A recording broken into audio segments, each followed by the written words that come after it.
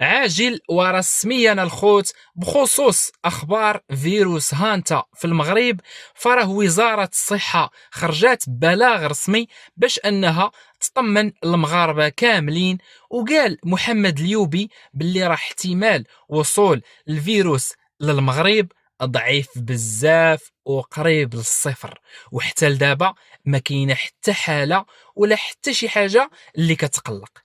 وبصراحه هاد الهضره جات في الوقت المناسب، حيتاش بزاف ديال الناس ولاو كيتخلعوا من اي خبر على شي فيروس جديد كيبان في العالم.